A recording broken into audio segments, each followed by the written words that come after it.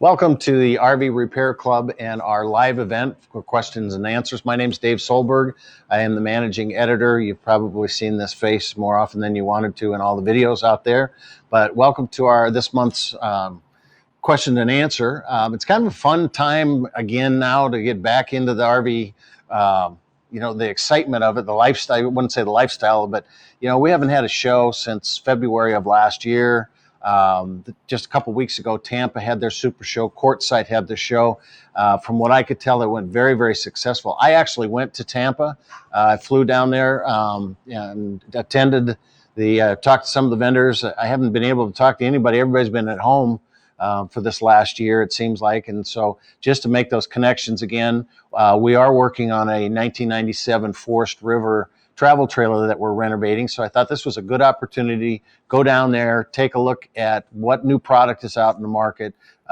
There's a lot of new people in the RV industry on the manufacturing and excuse me, on the vendor side. But it was just exciting. Everybody was wearing their masks down there. They were practicing social distancing. They took your temperature before you came in, and I thought that the supplier tent was a little crowded, so I kind of stayed away from that. Went in real early in the morning and later in the evenings to keep away from the crowds. But people were just, I think, the pent up wanting to see what the RVs were like, wanting to get back out because it was pretty exciting. And Quartzsite's doing it. Now we're renovating this 1997 Forest River Salem. We went up there and did a walk around to kind of take a look at a preview of what it needed. And it's got a pretty bad floor that has had a water leak. So that's going to have to all be ripped out and renovate that. But, watch for that coming up here in the future. We're also seeing now that the temperatures are starting to get a little better, even though it's in January. I see we've got some 40-degree temperatures. Some people are starting to get the itch to bring their unit out. One of the things you can do is don't forget that we have the Ultimate RV Checklist, the bundle that you can download off the website. And this is the checklist for getting ready to go on your trips. It's one of those things that you want to definitely have some type of a printed sheet or list like this to be able to walk around and make sure that everything is ready to go before you hit the road and have something happen on the way out. So anyway, we're going to get to some questions. We have some that have already come in.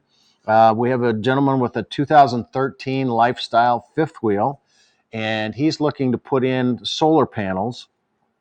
He wants to run a residential refrigerator, which is going to take a lot of power. And he wants to know, what size solar panel do I have? Is this even feasible? And, we do see that a lot. The main thing is actually two things. Solar panel is one of them, but battery power is the other side of this. So you need to figure out what type of draw not only that refrigerator is going to have, and one of the things you mentioned in it is what's the cycle time and so forth. That all is going to depend on the ambient temperature inside your rig. And, how often that has to start to cool down with the temperature, because, you want to keep it somewhere around under 40 degrees in that. And so you're looking at a pretty massive battery bank to be able to handle that. And there's a lot of different opportunities. We've done several videos on the battery systems in there, 6 volt versus 12 volt, lithiums, the absorbed glass mat, the AGMs, and so forth. And one of the things that I would say, I don't know, lithium's very expensive. It's also something that is very susceptible to cold weather and having some issues with it. But so I would say that you go either with the absorbed glass mat or which is AGM, or even the leaded acid wet cell, they call them, are good as long as you maintain them. And there is a chart. If you go to ZAMP, and it's zampsolar.com, or GoPower, which is gpelectric.com. Both of them have calculators in that will tell you, here's the size of rig I have, here's the things I want to run. So there's a formula that you can kind of find, how long am I going, and how much power. That'll tell you how much power you need. So you find out what battery bank you need to be able to run that on a relatively long basis. You don't want to have to recharge that over and over and over again. So, you know, you look at the amp hours that you're going to need for that system, and that'll help you with that. So, you know, most of the ones that I see out there, the larger coaches that have the residential refrigerator are running 4 12-volt batteries, and you hook those up parallel, meaning positive to positive, negative to negative.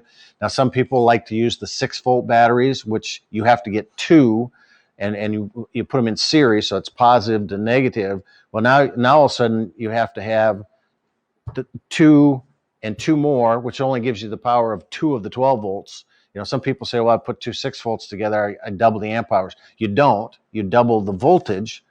The amp hours are going to be the same. The advantage of the 6 is that more cells, they last longer, meaning more cycles over a period of time of years, not battery, not amp hours. So that's the thing you have to look at. So, you know, Lifeline is a good battery. Even the wet cell batteries, when you look at Trojans, those need to be desulfated, and that's a big part of the RV industry. We've hit this so many times that people just plug their rigs in and they expect their batteries to last forever, and then in 2 years, all of a sudden, you're getting half the amp hours out of them, and that's because every time you drain the energy out of that battery, sulfur coats the plates. And if you don't have some type of system that breaks up that sulfur, a desulfation phase, a high boost phase, which your typical converter like this one, I'm going to grab this here. This is a typical distribution center that you would see in most of your travel trailers. I would say in your lifetime, your fifth wheel, you probably have a split system. But one of the things you have to find out, do you have a multi-stage charger? This is our charger or converter on this side here, and it won't do it. It'll just pop in, I believe it's 14.6 volts until the battery comes up and it shuts off. You need a multi-stage charger that's going to break that sulfation up. So once you look at the batteries, then going to the solar system or the solar panels, I would highly recommend that you look at one of the systems that has its own conditioning controller in it. And I had one here somewhere. Let me look at all my little goodies. Damn it. Here we go. Open this up.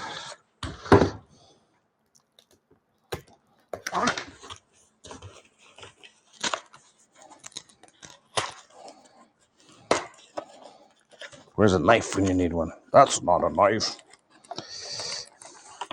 So we have a controller, and you want to make sure you got one that does multi-stage charging, or it's like battery conditioning.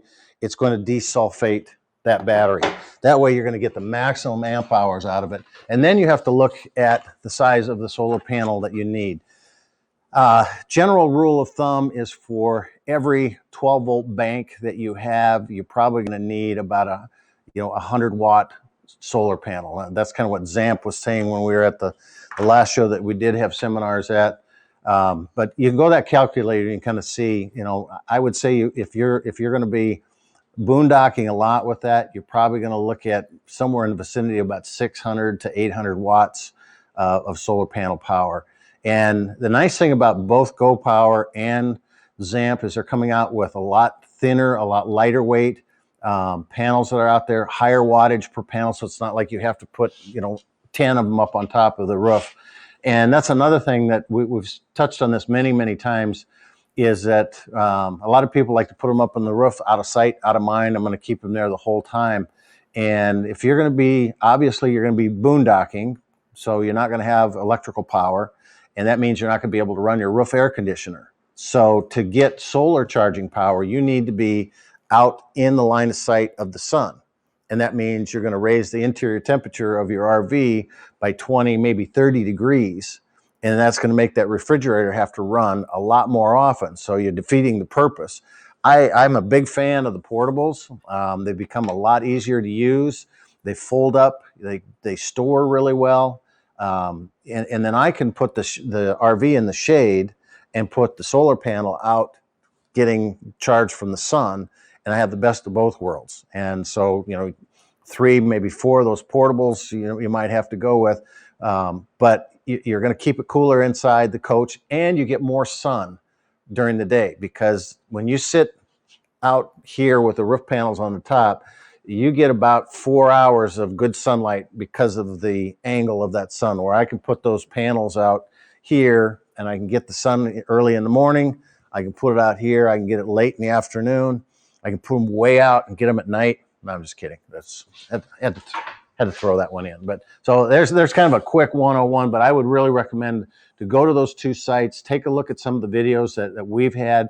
We even have a class on those, and you should be able to determine what battery power you're going to need, what solar panel how many solar panels and what watt you will need to keep those running. Okay, I guess the next question Angie's got up there. The next one is, they have a 2020 Thor 27 FE Class C based on Ford E450. The front end squeaks when turning or on bumps. Ford mechanics checked it and said that the squeak comes from the front wood flooring between the seats. The RV mechanics cannot figure it out. One idea is to put baby powder in the seams where the floor meets the sides. I cannot figure out how to do it. Warranty ends May 5th. Any advice? Okay, so if it's on an E450, then it is on the Ford cutaway cab, so it's a Class C motorhome. The floor in that cab, it is, from what I've seen on any Class C product out there, the floor in the cab is not wood. The floor comes from Ford. The whole cab, dash, instrumentation, the seats are mounted to the steel front. The only wood portion of that is in the box section on the back side of that, and it may be a seam between the 2 of those that are, where they meet at. I have not heard of a problem like this, but what I would definitely do is I would get a hold of Thor corporate, and whatever model. Did it say with the model number? Because Thor is the parent company. It just says it's based on Ford E450. Okay. But whatever brand of Thor that is, and I mean, they even have a Thor brand, but whatever brand it is, get in touch with that division of Thor, get their owner relations department involved in it, because you need to have it documented that this is what's happening currently at this time. And that way they get it documented, they can work with the dealership and figure out, is it something in that portion of it, or is it a chassis related item?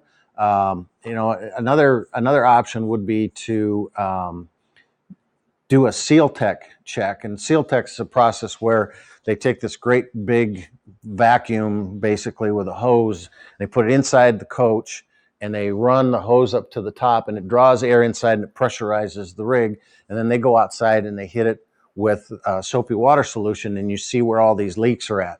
That might tell you, when you talk about where the floor section, the wing walls, is where, when the cab comes back and you got the bump out of about 6 inches, that's a wing wall in that area. That's what that's called. And that's usually made out of plywood. Sometimes it's a laminated panel, like the sidewall, but usually it's a straight plywood there. And I have seen brand new units. We did a video several years ago up in St. Cloud, and we had a brand new Class C, and we did this with, and both wing walls just leaked like crazy.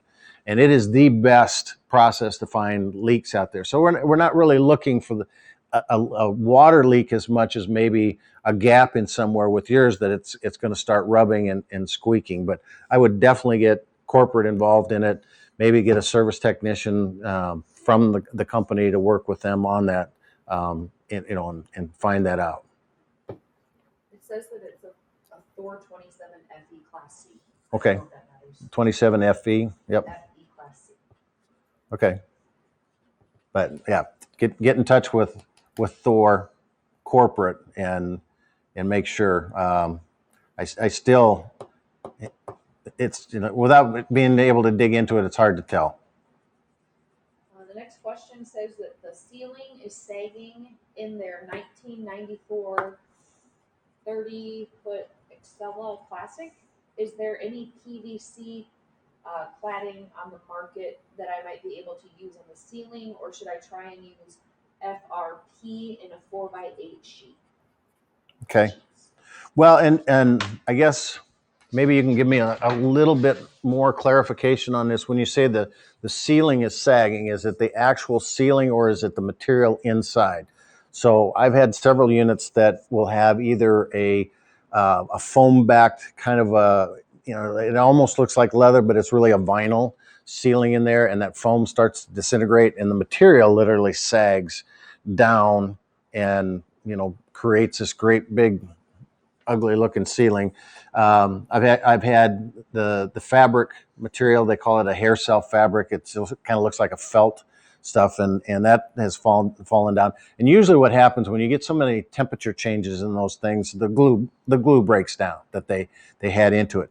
Now, if it's just the fabric itself, then what I did, we had this on my folks' RV, the first one they bought, and we've had it a few times, is that we went in and cut strips, just slits in that fabric material, vacuumed out all the foam. The first one they had the black foam back behind it, and it was just crumbled inside there. So we went in and vacuumed all that stuff out, got to the point where we had a fairly decent surface that we could put on it.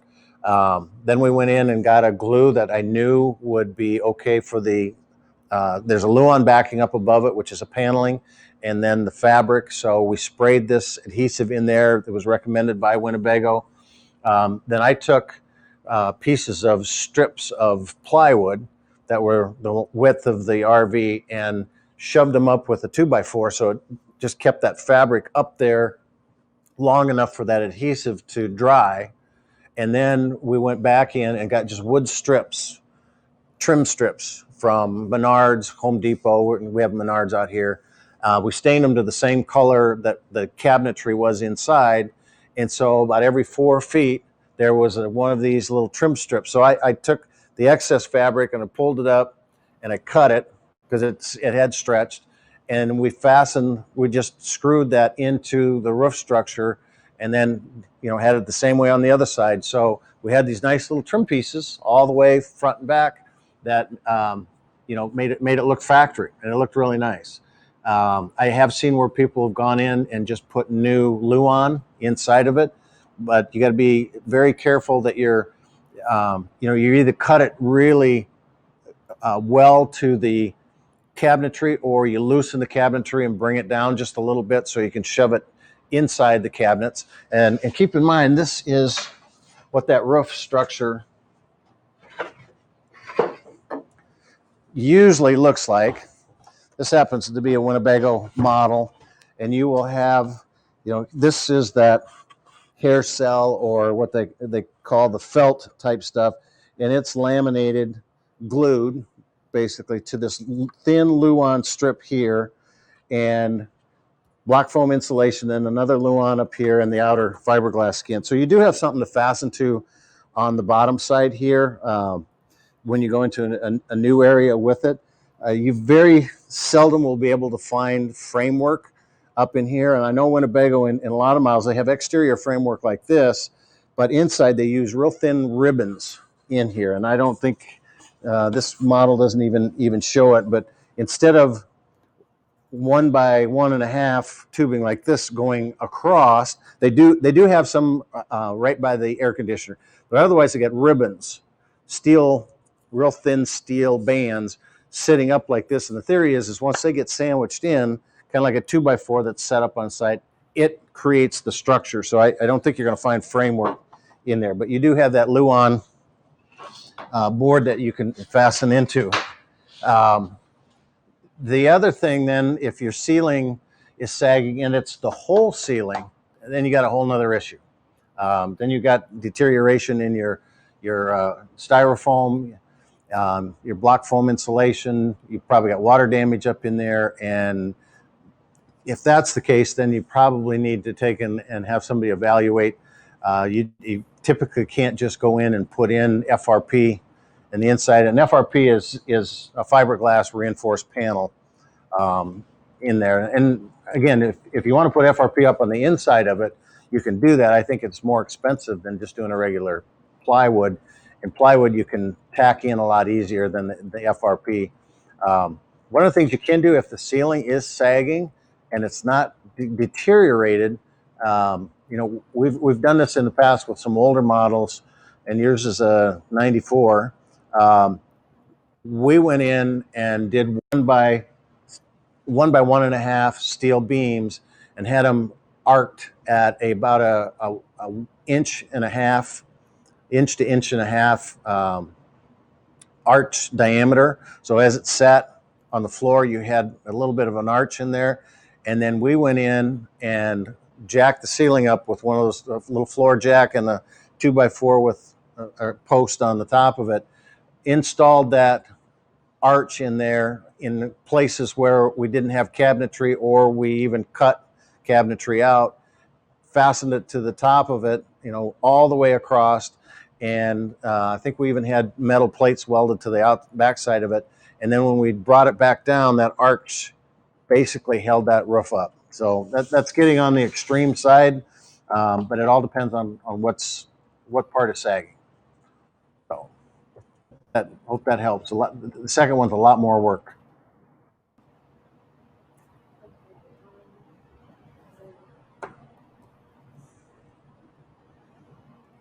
Angie scrolling. Gary asks, can an inverter be connected to a domestic 8 CF refrigerator for power while traveling instead of using propane? Yeah.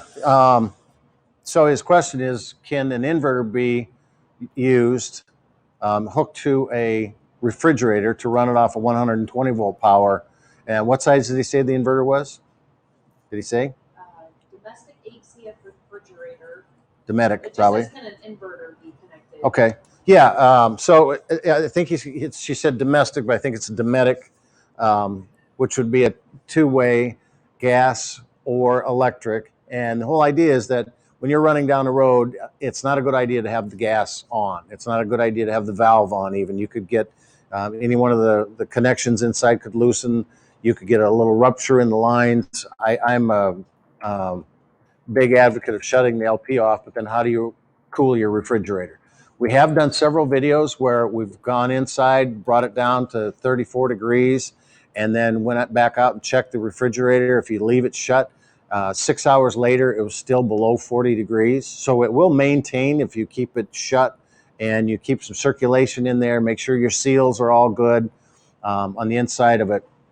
But if you do want to run down the road and have it running, an inverter, but you got to have a battery bank that's large enough. You got to have batteries that are not sulfated, and you have to have an inverter that will provide the amount of power that refrigerator needs. And you're probably looking at somewhere about the 2,000 watt inverter, like the Freedom or some of those that are out there. But you can do it. All right, the next question, Thomas. I have 2 lead acid batteries, and my fifth wheel is stored for the winter.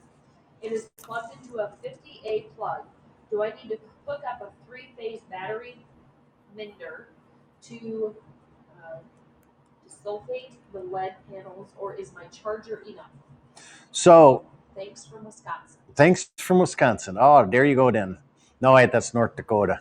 Actually, it's part of Iowa too. I got friends talk just like that. What are you talking? Real bug tussle. So you've got. It depends on what kind of a converter you have in your rig. We talked about beforehand. Is it needs to be a multi-stage converter. So you need to take a look at. Is it a separate one? Progressive Dynamics has a charge wizard. I would say my best thing that I tell everybody is go get a battery minder, which you said in that, and your battery minder will do that multi-stage charge for you. So it's got a high bulk charge to begin with that breaks up the sulfation of it.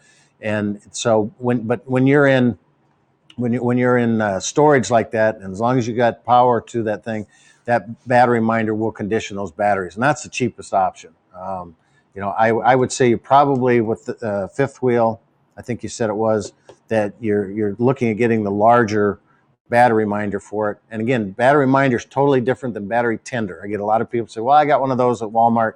Battery tender is a 2 amp trickle charge. You want a battery minder that actually does the sulfation stage of that. Now, another option is that you could get a charge wizard from Progressive Dynamics and just install that permanently, and that will also do it since you've got access to battery power. So you got two options to do there, but I would doubt very much that your battery charger has that multi-stage charge on it to begin with.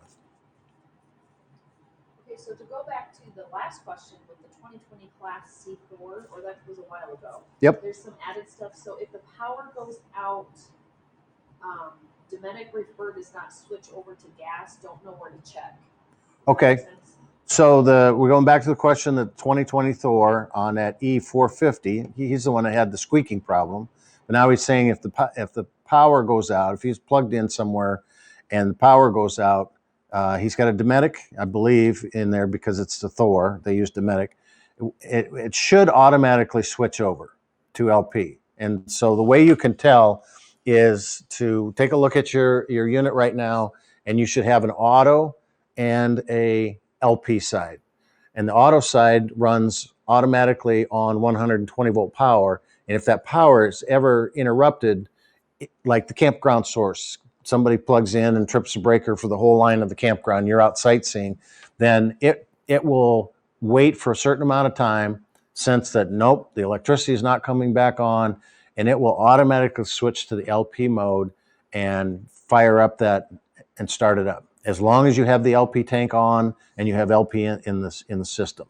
And the way you can tell that is go someplace, plug the unit in, put it on the auto side, and start up your refrigerator. You should see the LED up on the eyebrow board saying that it's on here. It's set at temperature 4, whatever you want it at. Give it a few minutes and then go out and just unplug the cord or trip the breaker, whatever you want. And you should see that automatically shift over, and it may take a few seconds, it may take a minute even, but then all of a sudden you'll hear a click, click, click, click, click, and a poof, and it should start up and switch over. If it doesn't, then there's something wrong with it. And again, 2020, I would get in touch with a dealer and get it documented if it doesn't do that, because Dometic typically has a 2-year warranty on their product. So, Mr. S asks, is there any reason I can't run a 1500 watt portable electric heater in my coach when connected to shore power? Some folks seem to believe that an appliance with that wattage is a danger to RV wiring.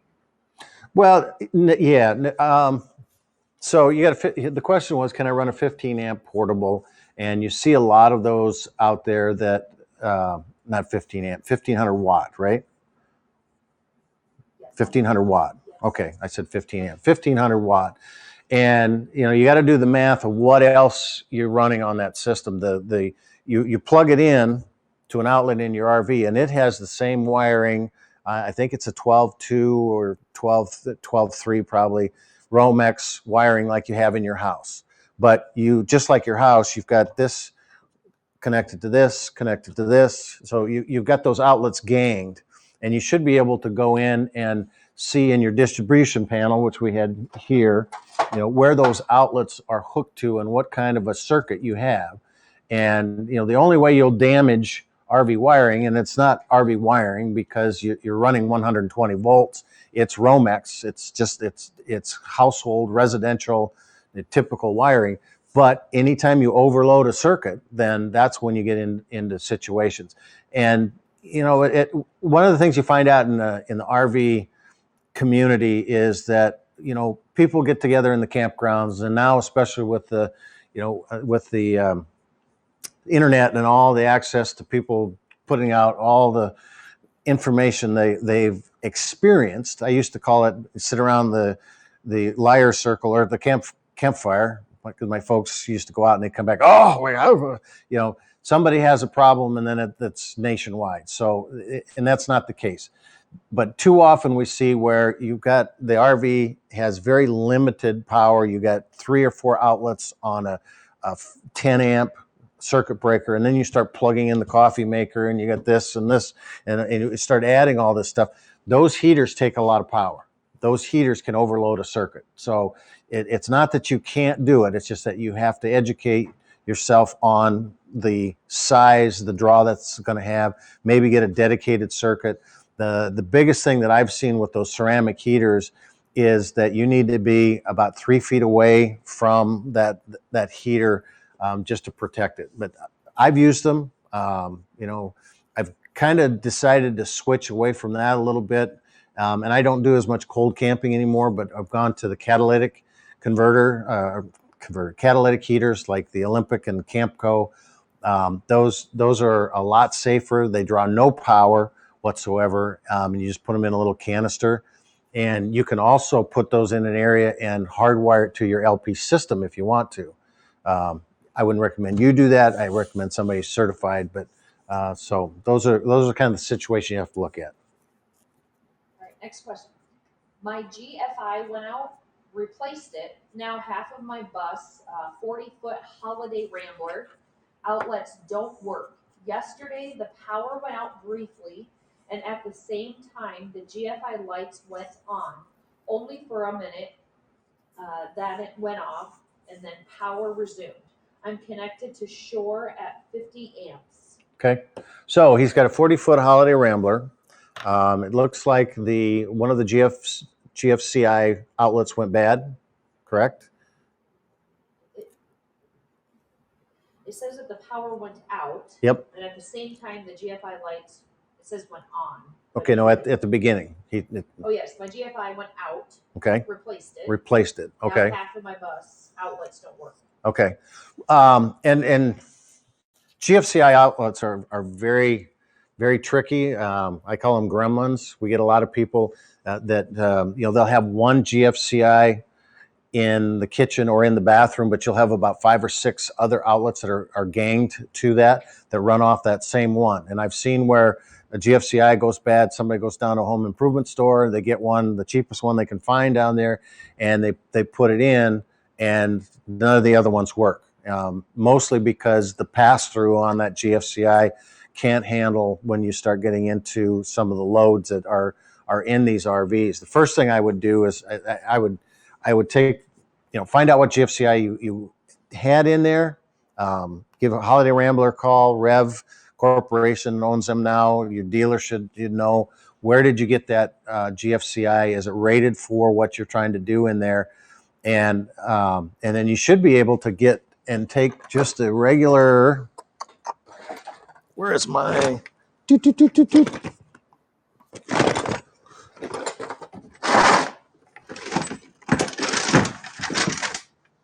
oh man. Well, I cannot find it. So at most of your home improvement stores, usually it beeps like crazy at me here. Well, there's a product called a non-contact voltage tester, and it's just a little pencil-like piece. Let me just check one more spot here. Well, it almost looks like this. This is a 12-volt tester here that you just put on and test the stuff with. But Gardner Bender makes a version of this. It's called a non-contact voltage tester. And what it will do is it'll allow you to go in and you basically just take, and there's a little probe, plastic probe in this, and you can tell if you have power just by going up to a wire. And is there one in the back? No. What? No, nope. Okay. It is not. I think I took it upstairs to check an outlet as we were moving. So, but anyway, there's a variety of different ones out there. Harbor Freight has them. All your home improvement stores has them. Ace has them. Gardner Bender is one of the, kind of an average price range. Klein is way up there, but you don't need to go that high with this stuff. So I would start off, first of all, by testing the voltage coming into that GFCI on the one side, and then it's going to supply all the rest of them ganged together. So if you have all these coaches or all these things are not working out there, you might have shorted out that GFCI, or it's not rated to be able to supply the rest of them out there. And then you can follow each wire out to those other outlets and find out, it may be that all those outlets went bad. There's a small little fusible link in those things that can go too. So I would get in and check that stuff, and I would bet that your GFCI is not working properly. Okay, from Dale. Hi, Dale. The 2016 Wind Vista 30T paid a dealer to renew roof joint caulking. Poor job, new caulking, not adhering. Now about 30 hairline cracks in fiberglass roof, both sides near the start of curved radius. And any advice? Okay, so he's got a Winnebago Vista. He paid a dealer to go up and reseal the roof to sidewall joint and probably front cap and everything like that. And he said he did not do a good job. I don't know what product he used on it, but Winnebago has a fiberglass roof on the top of their units. We see it would be just like this. So you got fiberglass that comes down around the edge and goes into here. So there really is no seam up on this side here, like you would see a lot of RVs. The roof comes over, it stops, the sidewall comes up, and there's a L-shaped piece here that holds it. Winnebago does the radius with the interlocking joint construction. There are others that are doing that too, but that's what your unit's going to look like. And you can't just go up and seal with any kind of sealant on every material out there. Dicor has products that are rated for fiberglass. They're rated for the EPDM rubber roofs. And I can tell it's been a year since I've TPO, aluminum, all that kind of stuff. And so now he's saying that he's got hairline cracks, which I would imagine are along in this side here. That typically wouldn't have anything to do with the sealant or what they did with that. But did he say what year it was?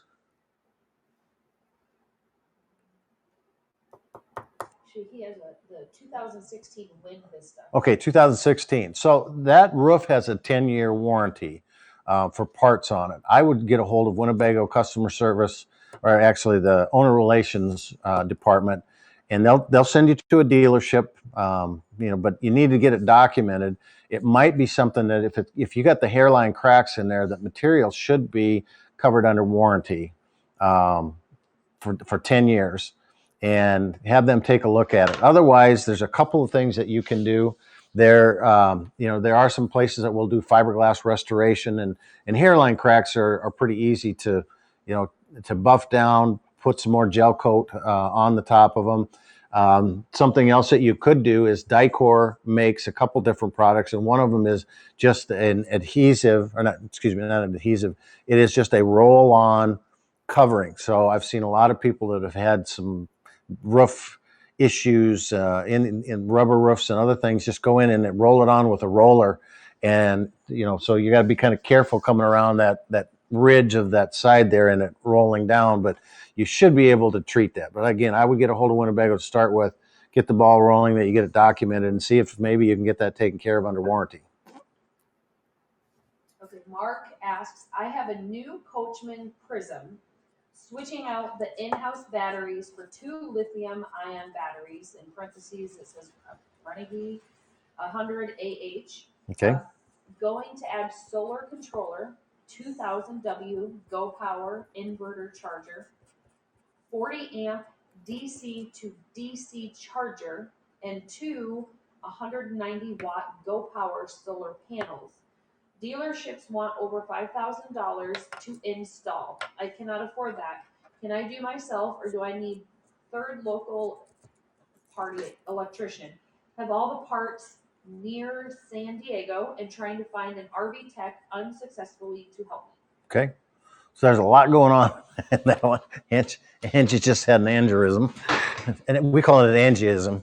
But anyway, you got what size? It was a Coachman Prism, and you're going to put 2 lithium-ion batteries in it. So you're going to be doing a lot of boondocking. That's pretty much what he's looking for.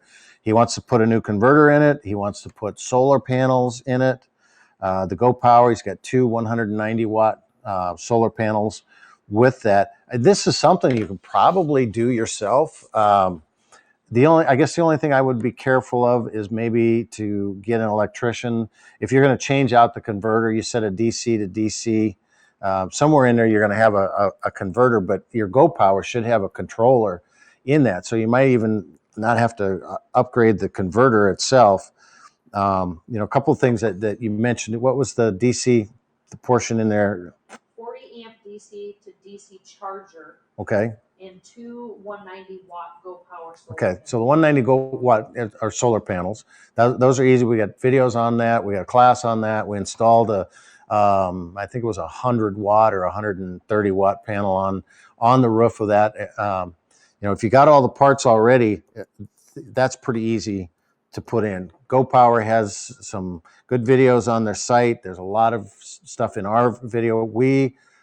If I remember correctly, I'm pretty sure we put a Go Power on that 2000 Brave, our Adventure, 2003 Adventure in there.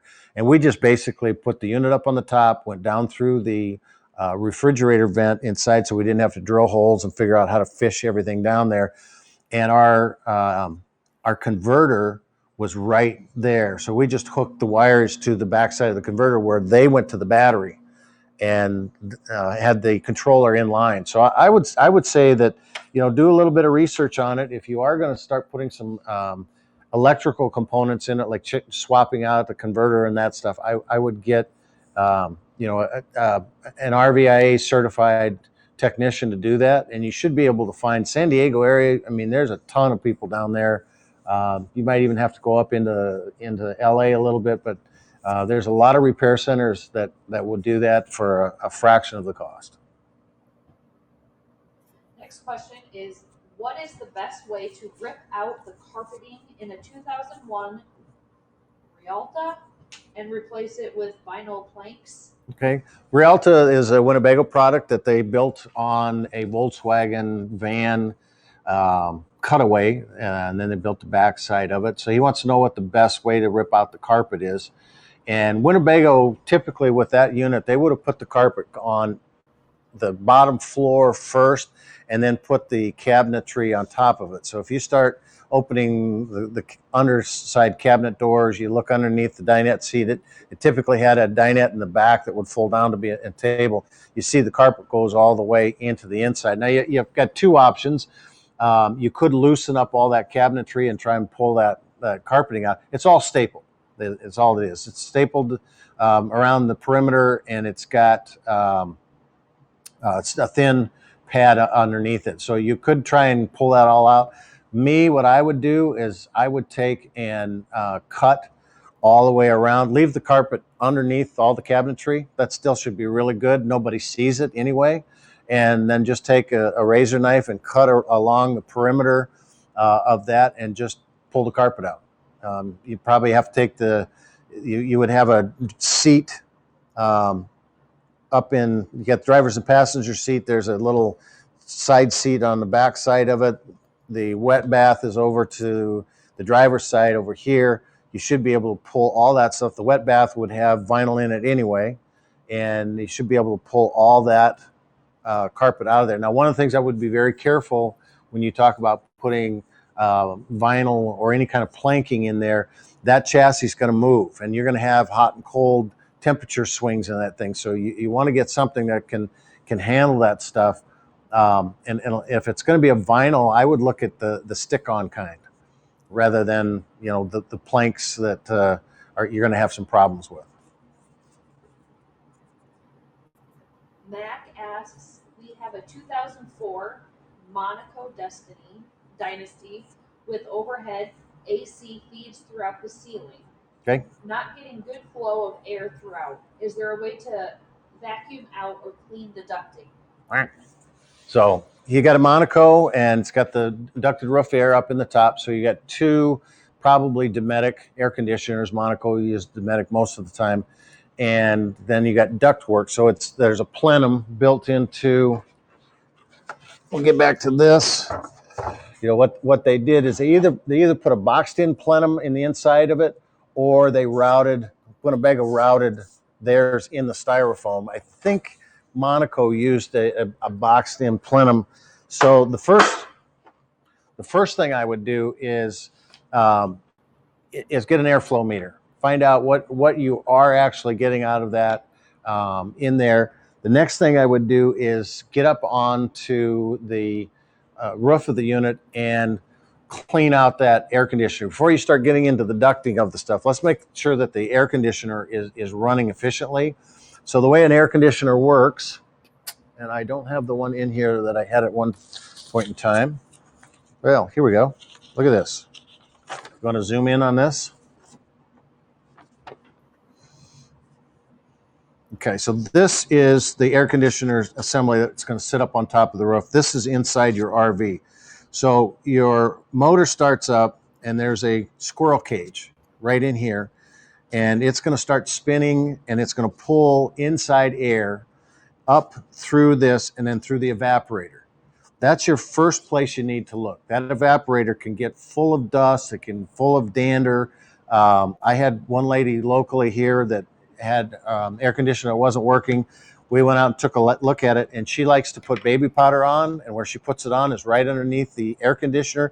That evaporator fin was completely caked with baby powder. There was very little air coming through it, and ultimately what happened is the motor ran hotter and hotter and hotter, and eventually it burned the motor out. So she had to have a new air conditioner. But you can look at this. The first step I would do is take off your inside return air shroud. There's a plastic plate basically. You pull that down, you'll see that there is, and it's right underneath the roof air conditioner. So look where that's at. And you'll have a little filter in there, but you should be able to look up inside there and see this evaporator fins in here. And you might be able to take a shop vac or something and vacuum that stuff out. Otherwise, you're going to have to get up, take the shroud off, take the evaporator tin shield that's on the front of this off, and then you'll see it right there. We have a lot of videos on the website that we've gone through that and shown in a class, in a video. So look for those too if you want more information.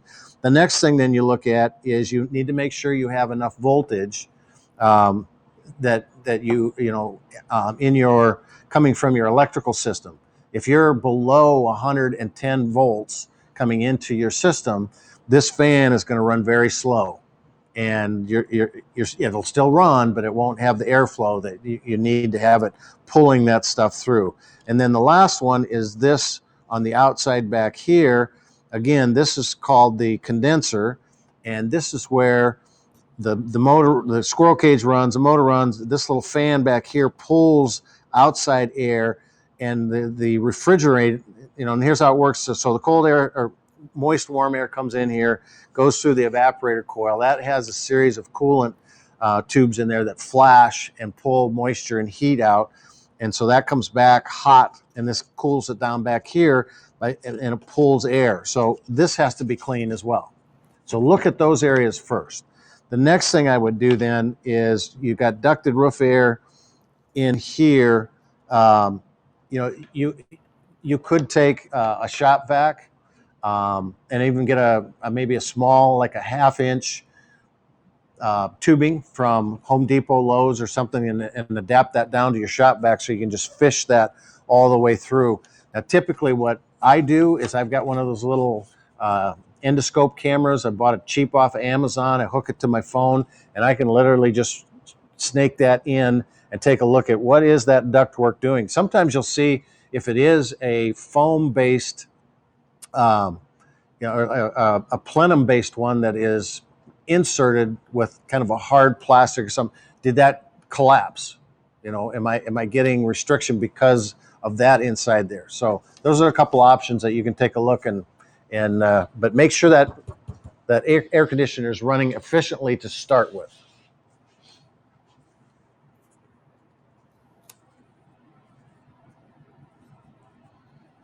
When winterizing, why is it recommended to blow the water out of the pipes if we are going to add antifreeze anyways? So the question is, if when they're winterizing, why is it recommended to blow out the water in the pipes with air if they're going to use RV antifreeze? And you wouldn't. If you're going to use RV antifreeze, you don't have to blow out the air. There's two different schools of thought. One is that I'm going to put RV or pink antifreeze into all the piping, inside. So I'm gonna run it, either put it in the freshwater tank and bypass. You would have a bypass on your 6-gallon water heater. So I'm going to start the pump up, and I'm going to run pink antifreeze. I'm going to turn the faucet on in the sink until pink comes out, and then I'm going to turn it on from the farthest point away from the pump and just work my way in. So everything in there is full of pink antifreeze, and you're safe. You want to make sure if you got an ice maker in the refrigerator, you take that filter out, you run a couple cycles through. I wouldn't put pink antifreeze in there. I would just run the refrigerator ice maker 2, 3, 4 times after shutting the water off till you get nothing in there. Then you have nothing in the lines.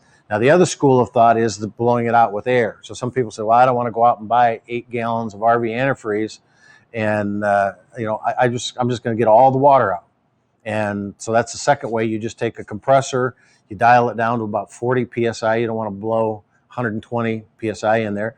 And you have a little adapter. You put it onto the city water fill, and you start it up, and you do the same thing. You go out and you open the valve, the faucet, until all the water comes out, and you just have air.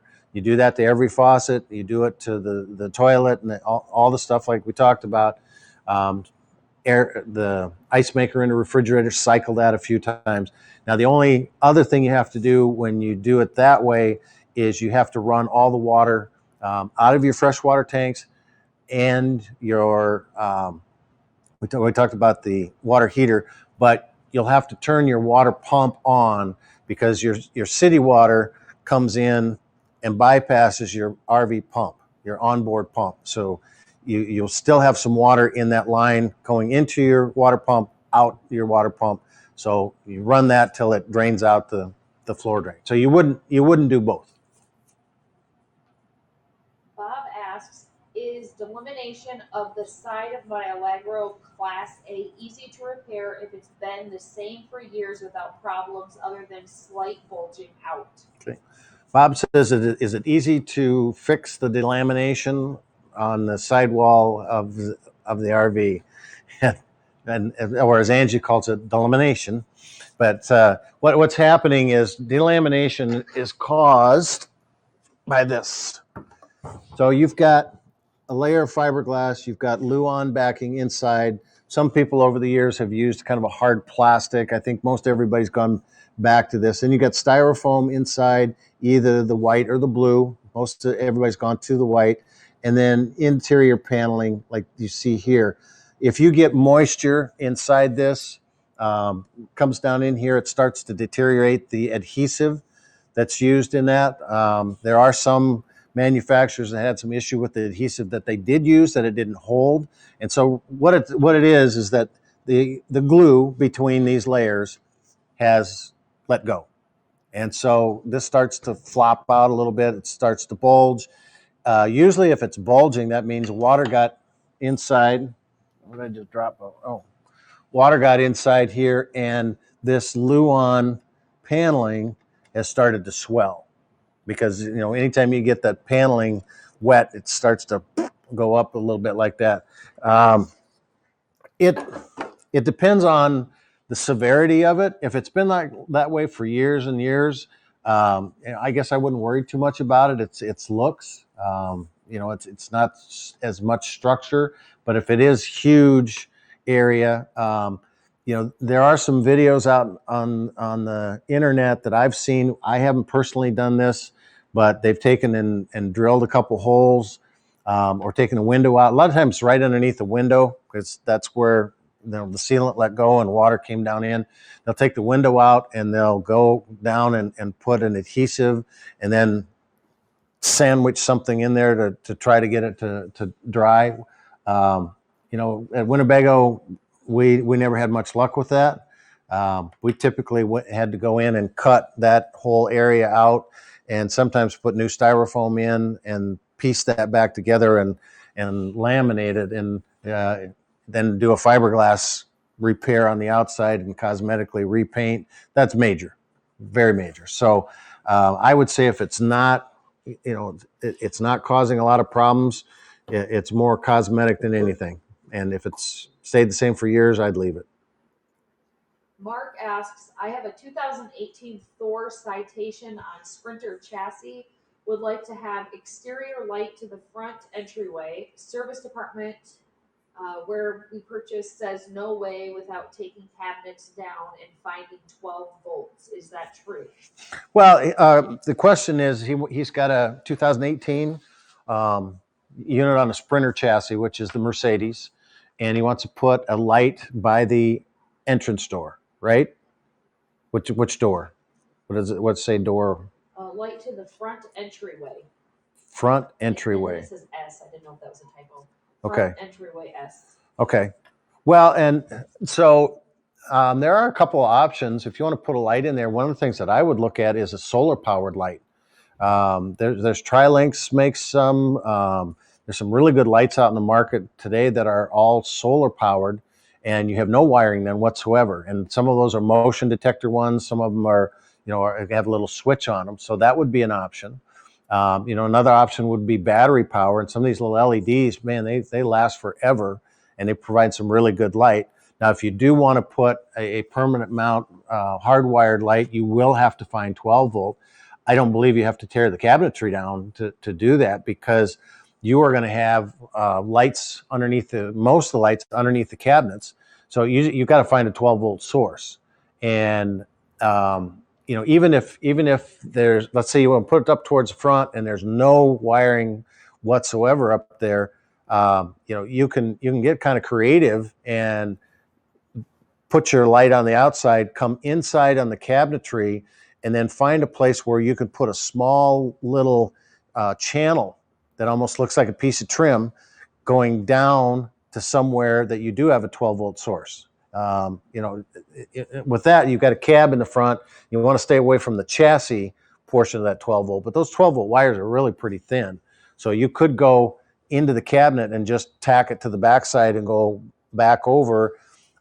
Most of those units have the house battery somewhere down right either by the entrance door or off to the side of it. So if you could get down into there, you can get kind of creative. And the Home Depot and those places sell those small little track things that you can put wiring in, and it looks like a piece of trim. So, there are a couple options. I do think the solar power ones, they're the easiest.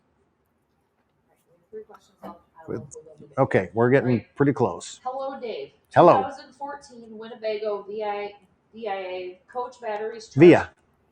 Yep. Coach batteries charge fine with shore power and generator, but no longer charge from alternator while motor is running. What might be the problem, and how can I fix it? Okay, so he's got a VIA that is, I believe that's a Class C, and he's saying that the house batteries charge when he's plugged into electric, so the converter's working. They charge when the generator is running, because that goes through it's called not a J box, but it's automatic transfer switch, ATS, and that's going through the converter as well. So your converter's working, and then that unit is supposed to have a battery isolation management solenoids, BIM solenoid. So it's just a block that your batteries are connected to from your house, and it goes up to the batteries on the front of your engine, chassis battery. And so when you're running down the road, that will provide a charge from your engine alternator to your engine battery to your house battery through that BIM switch in there. It also then has a jumper that you should be able to jump if you have house battery power, but your engine battery went dead because you left the lights on or you left the battery or the radio on. You can jump from the front, and there's a switch in there. So the first thing I would check is your BIM has a little fuse in that solenoid, and that's typically going to be in the same compartment as your house batteries. So take a look and see if you can find that. Winnebago does have wiring diagrams available that you could get. That probably wouldn't be something that's in the owner's manual. They get a little shy about getting too deep in some of the electrical with that, but you can get electrical manuals for that, wiring diagrams, or call owner relations, and they can look up and say, here's where your BIM's at, here's what fuse should be in there. The other thing I would do too is just to verify, get a multimeter, put it on your battery, and when you read what that battery charge is right there, it's like 12.6, start your engine up and take a look. Does that voltage go up on that meter? as you're looking at that, that'll tell you if you're getting a charge from your alternator or not. I'm not sure how you know for sure, other than maybe they're dead when you get there, but that will verify, am I getting something from those? All right, we've got one more. Okay. All right, 2011 Pleasure Way Plateau TS outside shower. I removed the screws and broke the seal around the shower box, but it will not come out far enough to get to the rear connections. I don't want to break anything by pulling harder. Any ideas what might be keeping the box from coming out? So he's got a Pleasure Way, which is a smaller unit. It's got an exterior shower, and he took some component off and it broke, and now the box won't come out. I am not familiar enough with that unit to know what is in that box. I would suggest contacting the manufacturer. But one of the things that I have found in having worked on several service centers, in fact, we just did this on a 2003 Adventurer where the city valve would not shut off, and we had to go into that service center in the same kind of situation and take out the valves, and it wouldn't come out either. And so what I had to ultimately do was I had to keep disconnecting hoses, and it seemed like they used PEX in this thing and flare-it fittings and all that stuff. By the time it was connected, then they put the plate over the top of it and all this other stuff. You pretty much had to pull the whole compartment apart to get at it adequately. But by the time I disconnected all the piping that I could get at, I could finally get that piece out of there. And it was a real nightmare trying to get that, and frustrating. So I would call the company, see if they have any, without looking at it. I'm not familiar enough with that, so I do apologize. So we're running out of time, and I appreciate everybody coming out. Hopefully we'll get your vaccines are coming, whether you want it or not. My folks want theirs, so we're looking forward to them getting out of the house at some point here and being able to get back to RVing. My dad used to do tours at Winnebago. He's chomping at the bit. I think he's doing them at night in his sleep. So anyway, have a great rest of January here, and we'll see you in February, and happy RVing. Thank you.